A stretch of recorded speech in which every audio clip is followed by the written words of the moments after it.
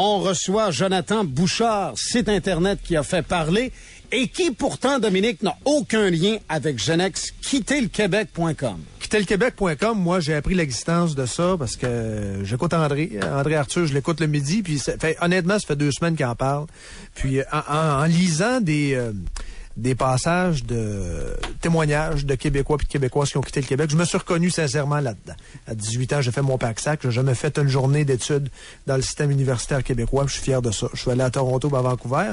Mais s'il y avait eu un site Internet dans le temps, si Internet avait existé, j'aurais pu écrire, mais je me suis reconnu là-dedans. Puis je trouve que l'initiative est bonne parce que non seulement moi, j'identifie pas ton site comme étant une séance de défoulement nécessairement. Ça va plus loin que ça. Ça exprime l'écœurement du Québécois moyen. Ah oui, ah oui. Premièrement, l'idée m'est venue tout simplement parce que j'entendais justement André Arthur qui lisait les courriels de gens qui étaient partis. Puis je trouvais que ça partait dans le vent, que ça restait pas. Puis dans le fond, moi j'ai vraiment pris tous mes trucs personnels que j'ai décidé de créer un site pour permettre au monde facilement de donner leur témoignage. Puis justement, ce matin, ben là, en ligne, on peut maintenant y répondre aussi. Tantôt, tu disais, il y en a plusieurs qui me disent, ouais, mais vous comparez toujours quitter le Québec pour l'Ontario, pour Toronto. Tu dis, j'ai un témoignage, entre autres, dans mon site quitterlequebec.com, de quelqu'un qui est parti en Allemagne et que tu trouves très intéressante. Oui, c'est une femme, je sais pas que c'est quoi son nom par cœur, mais elle a été aux États-Unis. Puis, je pense qu'elle est quadrilingue, quelque chose comme ça. Puis maintenant, elle s'occupe d'une organisation en Allemagne qui est assez importante. Oui. Le plus souvent, quelles sont les raisons invoquées? Le plus souvent, ce que je vois, la première chose, c'est le syndicalisme. Ça, vraiment, les gens sont vraiment tannés, je pense, de ça. Deuxièmement, les impôts. Tout le monde s'entend pour dire que les impôts sont beaucoup trop élevés pour la qualité du service qu'on a. À ça, on nous réplique, oui, mais vous avez un système de santé qui est gratuit. Non, c'est pas vrai, il est pas gratuit. On paye des impôts. Puis si on regarde la qualité qu'on a par rapport à ce qu'on paye, c'est ridicule, c'est vraiment ridicule. Puis, je dirais peut-être une troisième raison que je vois, c'est que les gens sont écœurés justement de pas se faire entendre.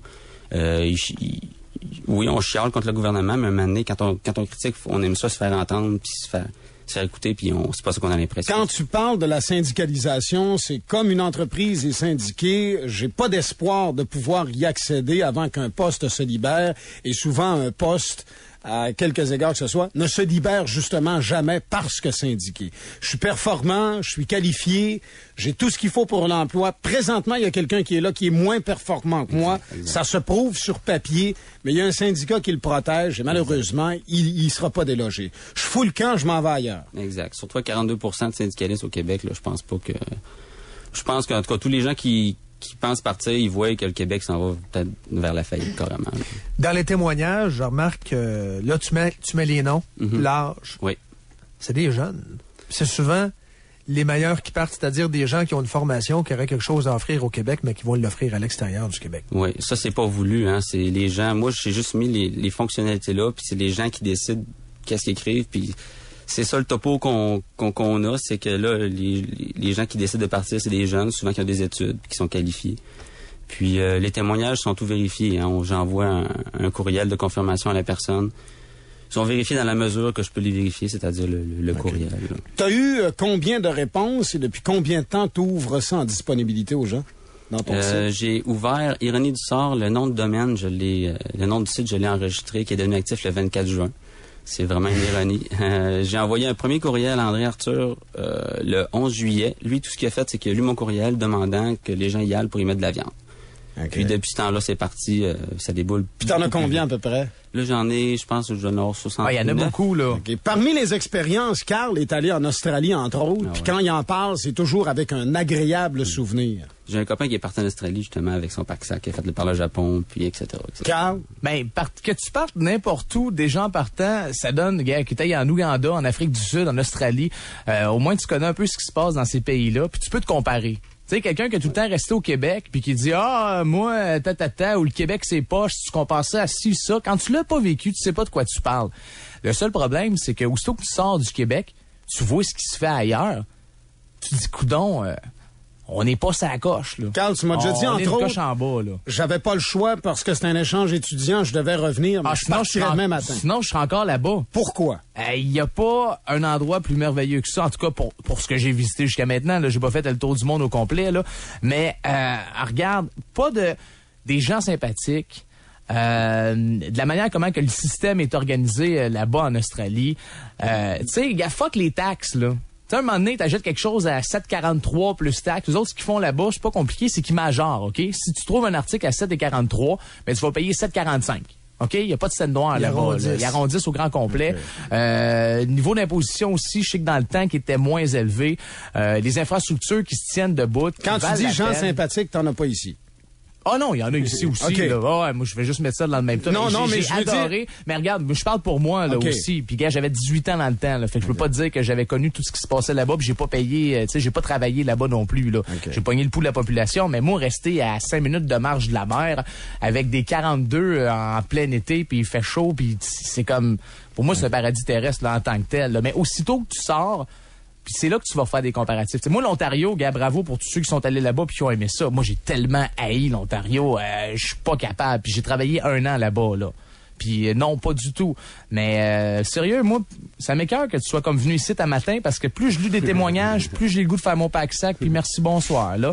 Mais tu parlais, Dom, tantôt, que c'était bien des jeunes. Il y en a des vieux aussi, là. Ouais. Tu sais, j'en vois 70 ans, 21 ans. Marie-France Gagnon, 51 ans. Elle écrit depuis déjà 10 ans.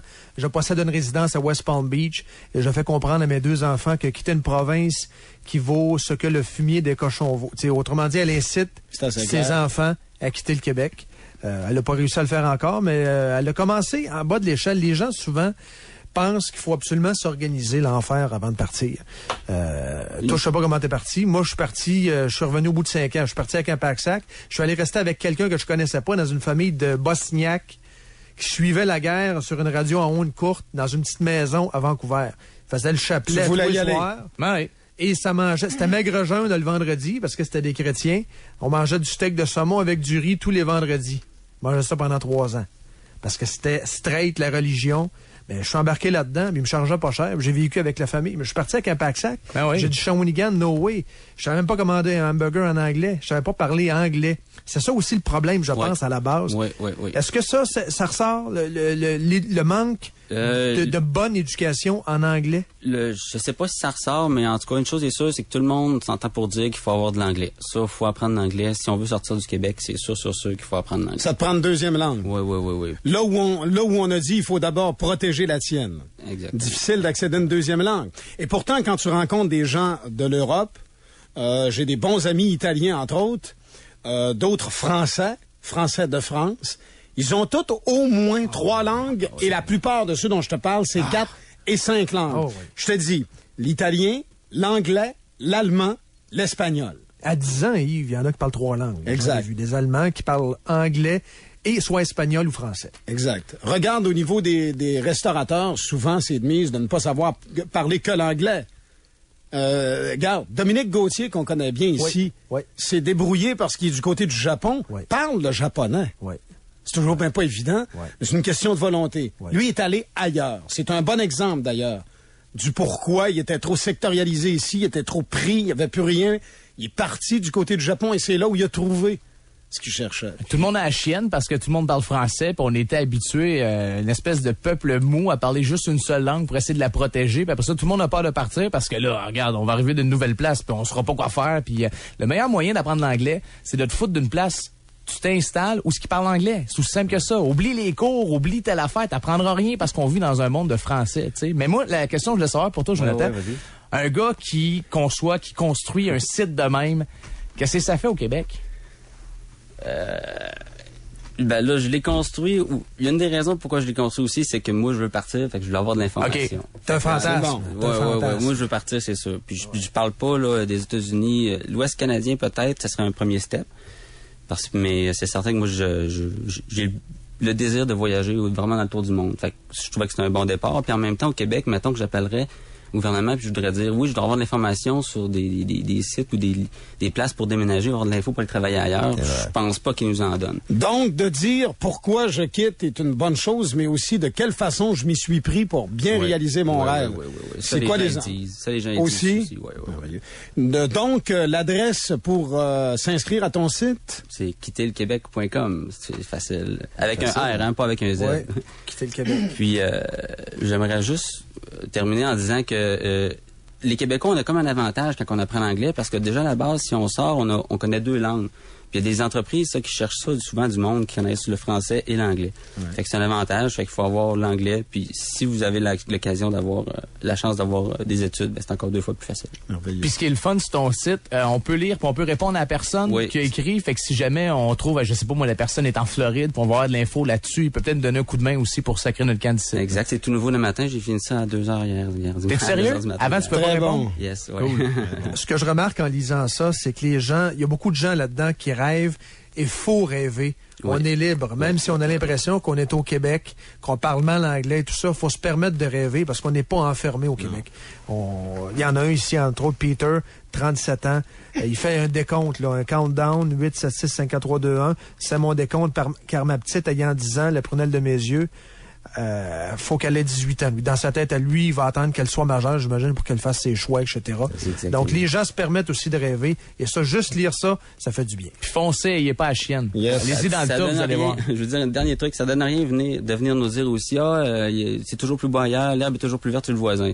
Ben, justement, avec ce site-là, on va vérifier, puis on va vérifier avec des yeux de Québécois qui sont partis pour de vrai. Exact. Fait que moi, les commentaires comme ça qui viennent sur le site, là, vous pouvez les laisser tomber. Puis là, je vois pas le logo de choix ou t'es pas payé par Genex non plus. T'es pas sur le payroll, là. C'est à mes frais, vous pouvez demander à mon hébergeur si vous voulez, c'est moi-même, c'est mes sites web, c'est ma propriété. Ça peut peut-être paraître paradoxal, mais René Lévesque disait que le rêve était créateur d'énergie. Je sais pas s'il voulait dire si vous rêvez à maudire votre camp du Québec. Pas certain, hein? Quitterlequebec.com avec un R pour ce qui est de quitter, non pas un Z. Prenez-en bonne note. Jonathan, félicitations. Félicitations, ça fait du bien. Merci beaucoup.